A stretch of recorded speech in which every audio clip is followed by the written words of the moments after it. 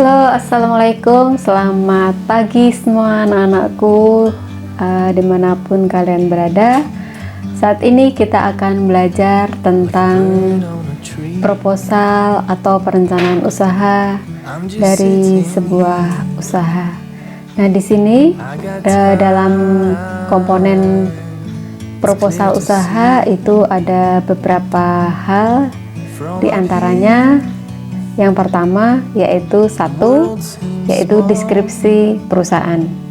Nah, kita akan bicara tentang deskripsi perusahaan. Nah, apa saja yang ada di deskripsi perusahaan? Tentunya di sini akan menjelaskan apa saja tentang perusahaan tersebut. Nah, latar belakang pengusaha itu membuat sebuah produk makanan itu tentunya harus dijelaskan. Latar belakang yang harus ada di sebuah proposal, di mana kalian tentunya harus menceritakan produk makanan itu, ya. Pertama, terkait dengan kandungan bahan yang ada di makanan tersebut, terdiri dari bahan-bahan apa saja, terkait dengan fungsi di dalam tubuh kita, kandungan gizinya apa, sehingga nanti bisa bermanfaat untuk tubuh manusia. Nah, selanjutnya terkait dengan kondisi real yang ada di masyarakat kita, itu apakah masyarakat kita itu mengalami sebuah persoalan, terkait dengan persoalan yang namanya apakah di sebuah masyarakat itu terjadi kekurangan gizi atau juga munculnya berbagai macam penyakit yang ada di sekitar kita, kemudian ada hal-hal yang mempengaruhi dari kondisi tubuh manusia. Nah, ini tentunya yang mendasari bahwa seseorang itu akan memproduksi suatu produk makanan, ya. Jadi produk makanan itu selain bisa menjadi peluang usaha untuk para pengusaha, tentunya juga harus bermanfaat bagi tubuh. Nah, berangkat dari persoalan yang muncul di masyarakat, ini kalian harus menuliskan apa saja persoalan yang ada di sekitar kita, baik itu masalah kesehatan, kemudian masalah budaya. Misalnya di daerah kita itu sering kali ada kegiatan-kegiatan yang terkait dengan budaya, misalnya keagamaan, acara keagamaan yang menggunakan bahan makanan tertentu kemudian digunakan untuk menjadi sebuah produk tertentu. Nah, ini tentunya juga akan menjadi sebuah peluang usaha yang sangat bagus untuk dikerjakan, ya. Oleh karena itu kalian harus menjelaskan apa itu latar belakang kalian mendirikan sebuah usaha di sini, ya. Yang kedua yaitu kalian juga harus menampilkan profil perusahaan. Nah, profil perusahaan itu kalian harus menentukan yang namanya nama perusahaan. Nama perusahaan itu misalnya contohnya nama usaha apa, CV apa, PT apa, kemudian atau home industry. Nah, ini kalian buat nama usahanya. Kemudian selain itu juga kalian tentukan alamatnya di mana, kemudian websitenya apa, kemudian juga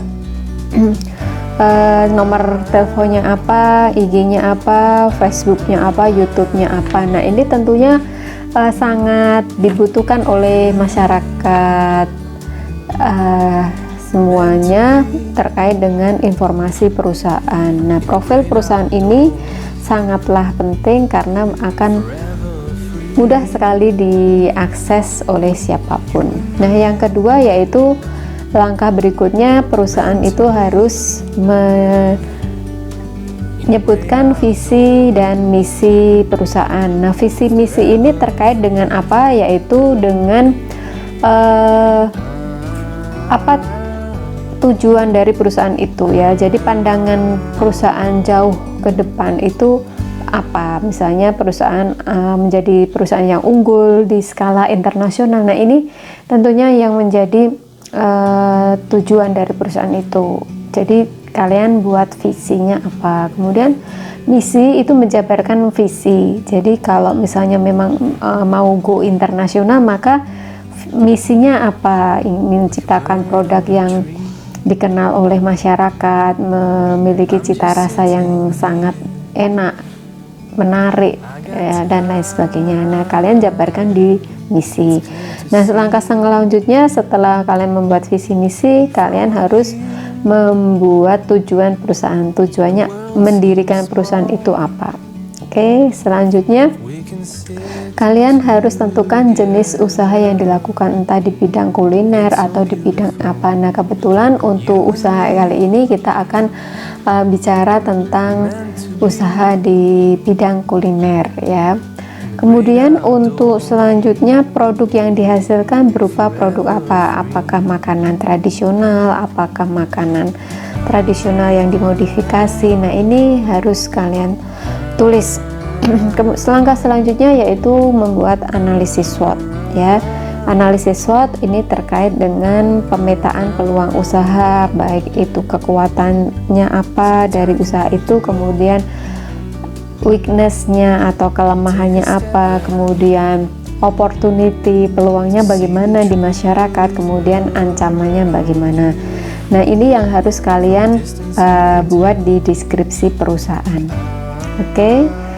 Langkah berikutnya kalian akan buat yang namanya analisis pasar. Nah, analisis pasar itu terdiri satu yaitu deskripsi lingkungan usaha, kemudian yang kedua yaitu peluang pasar, kemudian yang ketiga target pemasaran, dan yang keempat adalah strategi pemasaran. Ya, jadi dari keempat itu sebagai bahan tulisan untuk membuat sebuah analisis pasar, ya.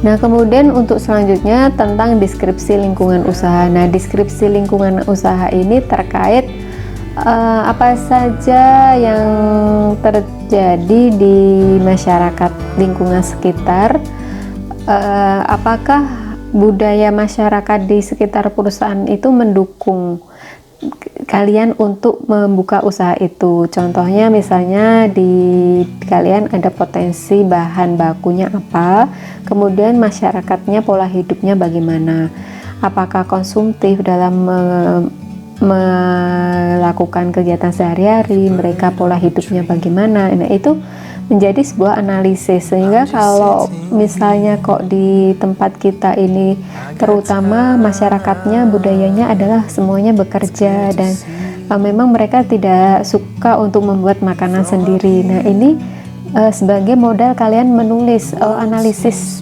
lingkungan usaha di sekitar. Nah, kalau memang masyarakat di sekitar kita itu banyak pegawai negerinya, banyak para pekerja, sehingga mereka tidak sempat untuk membuat produk makanan, sehingga ini menjadi sebuah peluang usaha bagi kalian. Nah, tetapi pada saat kalian menuliskan deskripsi lingkungan usaha ini, diusahakan untuk belum menceritakan peluang usahanya tinggi atau rendah, ya, sehingga kalian hanya memotret masyarakat di sekitar kalian, kehidupannya bagaimana, pola hidupnya bagaimana, gaya hidupnya bagaimana, bahkan sampai penghasilannya bagaimana. Nah, ini yang bisa menjadi sebuah tulisan di analisis lingkungan usaha.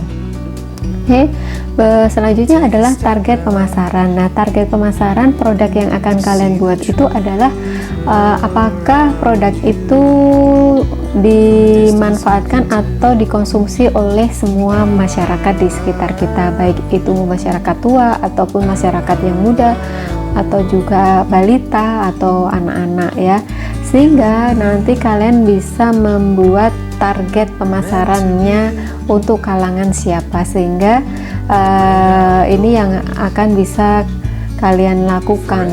Misalnya nanti di pemasaran ini tentunya di daerah-daerah mana produk kalian itu akan dipasarkan. Nah, selanjutnya setelah kalian mengisi target pemasaran, kalian akan membuat sebuah analisis peluang pasar. Nah, analisis peluang pasar ini menurut kalian setelah kalian membuat analisis pasar ya, lingkungan usaha itu kalian menyimpulkan bahwa ternyata kok di sekitar masyarakat kita itu mendukung sekali kalian membuat produk itu, maka peluangnya pasti tentunya tinggi. Tetapi kalau di sekitar kalian tidak mendukung, otomatis peluang pasarnya juga akan rendah ya, seperti itu.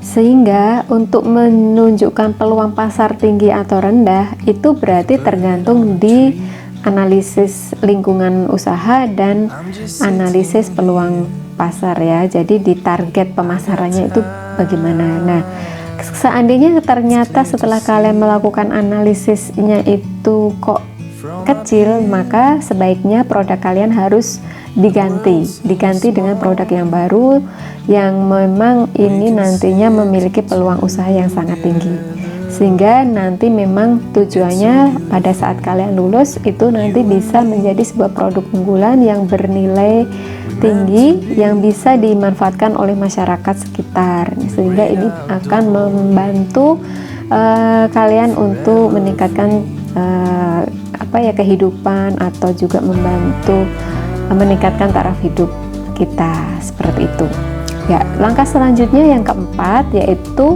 strategi pemasaran. Nah, strategi pemasaran itu yang pertama yaitu strategi produk ya. Strategi produk itu bagaimana kalian membuat sebuah produk ya, produknya itu memiliki nilai jual yang sangat bagus, seperti itu. Oke, langkah selanjutnya yaitu strategi harga. Oke, langkah berikutnya adalah kalian menetapkan strategi produk. Nah, strategi produk ini terkait dengan bagaimana kalian menentukan produk tersebut, baik itu label, baik itu kemasan, dan baik itu merek, kemudian logo atau moto. Jadi di produk itu kalian tentukan kemasannya bagaimana, kemudian logonya bagaimana, kemudian juga labelnya bagaimana, kemudian nama produknya juga apa. Nah, kalian tentukan semuanya di situ semua ya. Kemudian langkah selanjutnya adalah strategi harga. Nah, di strategi harga ini kalian harus menentukan harga jual. Nah, harga jual ini sebelumnya kalian harus menentukan biaya produksi. Nah, biaya produksi itu dihitung dengan cara langkah-langkah yang akan kita pelajari, bagaimana cara menghitung biaya produksi. Nah, yang penting kalian sudah menentukan harga pokok produksi, jangan sampai harga jual itu juga di bawah harga pokok produksi, sehingga pengusaha itu akan mendapatkan sebuah keuntungan ya. Bagaimana untuk bisa mendapatkan keuntungan? Kalian tentukan nilai keuntungannya mau berapa persen atau juga mau berapa rupiah, itu silakan ditentukan sendiri. Jangan sampai kita tidak untung ya, karena seorang pengusaha itu kan untuk tujuannya menjadi pengusaha itu kan untuk mendapatkan keuntungan. Kemudian dalam menentukan harga juga kalian harus memperhatikan lingkungan sekitar. Apakah dengan produk yang sejenis itu ada persaingan harga? Tidak. Artinya kita juga tidak boleh terlalu tinggi dari harga pasar atau juga tidak boleh terlalu rendah dari harga pasar ya, sehingga kalian juga harus melakukan survei pasar, itu juga sangat penting. Berikutnya adalah strategi tempat untuk produksi dan distribusi ya. Terkait dengan strategi ini adalah sangat penting ya. Karena apa? Di dalam distribusi apapun produk yang kita hasilkan, kalau memang kita tidak bisa mendistribusi produk itu, maka produk itu tidak akan sampai kepada konsumen, sehingga distribusi ini sangatlah penting. Nah, strateginya apa? Maka kita juga harus meningkatkan pelayanan untuk sampai kepada konsumen ya, entah itu kita membuat pelayanan COD atau kirim paket, kirim produk kita melalui GoFood atau yang lain sebagainya. Nah, ini silakan kalian tentukan di awal supaya masyarakat kita itu dengan cepat menikmati produk yang kita hasilkan ya.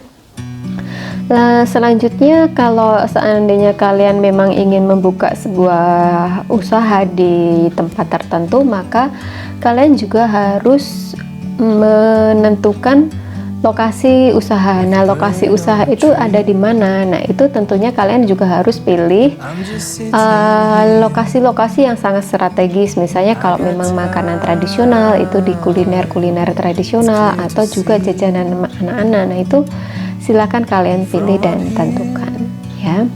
Kemudian langkah berikutnya adalah strategi promosi. Nah, promosi ini sangat penting ya untuk mengenalkan produk kita, baik itu secara langsung maupun secara online ya. Untuk pemasaran online nanti kita akan belajar bagaimana menggunakan jejaring sosial untuk mempromosikan produk kita. Kemudian secara offline itu misalnya face to face, jualan langsung, atau juga door to door dari rumah ke rumah, atau berjualan di toko seperti itu. Nah, itu yang bisa saya sampaikan. Selanjutnya untuk aspek produksi nanti saya akan buat video berikutnya. Begitu anak-anakku, silakan kalian buat untuk poin A dan poin B sebagai kegiatan di minggu berikutnya. Terima kasih. Wassalamualaikum warahmatullahi wabarakatuh. Selamat pagi semuanya.